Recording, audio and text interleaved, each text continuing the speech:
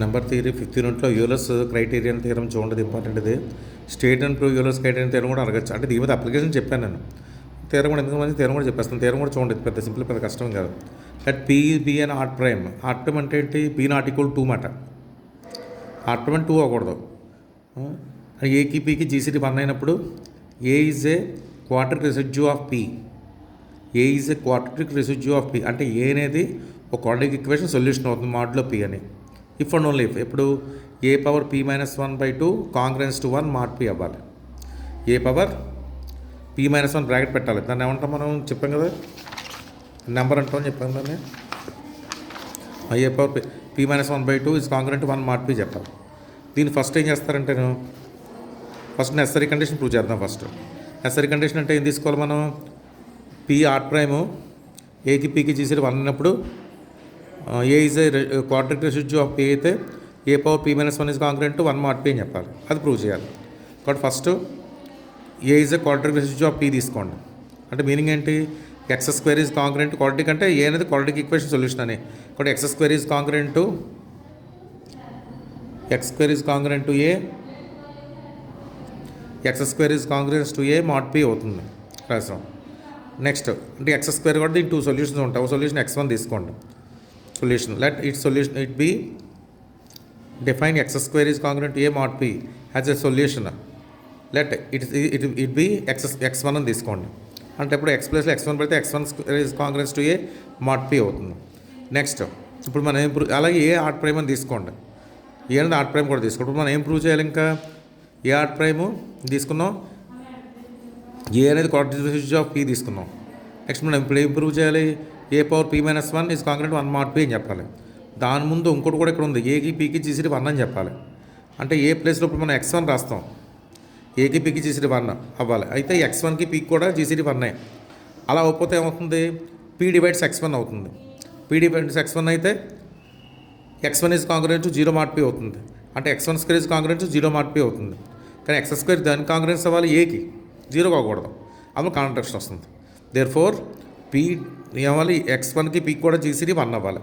అప్పుడు మనం ఫర్మా theorem apply చేస్తాం. ఫర్మా థియరం చెప్తుంది జీసీటీ 1 అయితే x1 power P minus 1 is congruent 1 mod p అవుతుంది.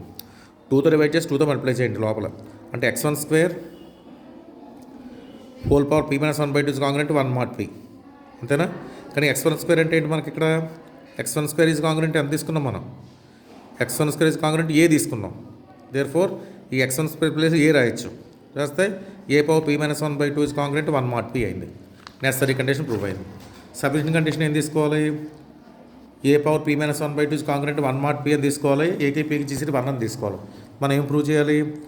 ఏ అనేది క్వాడ్రిక్ రెసిడ్యూ ఆఫ్ పీ చెప్పాలి, అంతే కదా? అంటే residue of x square is congruent A mod P అని మనం ప్రూవ్ చేయాలి. ఫస్ట్ ఏం చేస్తారంటే దీనికి let r be a primitive root of P తీసుకోండి. ప్రిమిటివ్ రూట్ ఆఫ్ పీ అంటే మీనింగ్ ఏంటంటే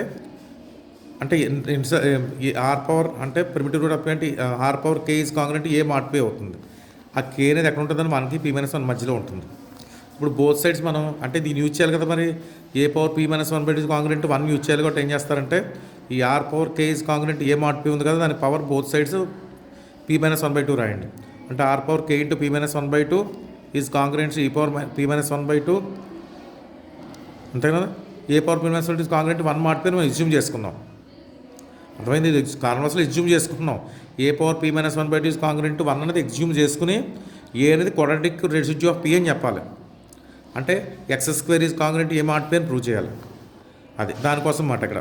కాబట్టి ఆర్ అనేది ప్రిమిటివ్ రూట్ ఆఫ్ పీ తీసుకున్నాం. అంటే are power K is congruent A mod p అవుతుంది. నెక్స్ట్ బోత్ మనం ఇది అప్లై చేసుకోవాలి కాబట్టి బోత్ సైడ్స్ ఏం చేస్తారంటే పీ పవర్ మైనస్ 1/2 రాయండి.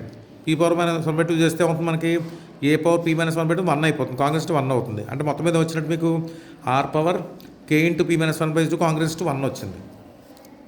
అర్థమైందా? ఇది వచ్చింది మనకి. నెక్స్ట్ మళ్ళీ మనకు ఆల్రెడీ ఆర్ అనేది ప్రిమిటివ్ కదా, ప్రిమిటివ్ రూట్ ఆఫ్ పీ అంటున్నాం కాబట్టి ఇవ్వాలంటే మనకి యూలర్స్ ఫార్ములా ఉంటుంది మనకి. R power 5 of P equal to 1 mod P అవ్వాలి. ఆర్ అనేది ప్రిమిటివ్ రూట్ ఆఫ్ పీ అయింది కాబట్టి are power K equal to A ఒకటి అవుతుంది, R power five of P equal to congruence to 1 mod p ఒకటి అవుతుంది. ఆర్ అనేది primitive root కాబట్టి are power K is congruent to a mod p ఒకటి, r power five of k congruent to 1 mod p ఒకటి hold అవుతుంది. Five of k అంటే meaning ఏంటంటే p-1, five of P అంటే p-1 అని. అంటే దీని మీనింగ్ ఏంటంటే meaning replies five of P divides K into p-1/2. అంటే ఇక్కడేమో ఫైవ్ ఆఫ్ పీ ఉంది, ఇక్కడేమో కే ఇంటూ p-1/2, రెండు కాంగ్రెంట్ 1 కదా. కాబట్టి దాని నుంచి five of P divides K into p-1/2. అంటే k-1/2 K into p-1/2 is equal to five of P into some integer L అవ్వాలి. ఇప్పుడు రెండు ఈక్వల్ చేయండి. ఫైవ్ ఆఫ్ పీ అంటే చెప్పాను కదా p-1 అని, ఆ p-1 క్యాన్సిల్ అయితే కే వాల్యూ 2l వచ్చింది. ఇప్పుడు కే ప్లస్లో 2l రాయండి. అంటే are power 2l is congruent to a mod p వచ్చింది. అంటే are power l whole square congruent to a mod p వచ్చింది. ఆర్ పవర్ ఎల్ని ఎక్స్ అని తీసుకోండి, కూడా ఎక్స్ స్క్వేర్ కాంగ్రెంట్ ఈ mod p అయ్యింది. బట్ థియరం ప్రూవ్ అయింది. సో చూడండి, ఇంపార్టెంట్ ఇది.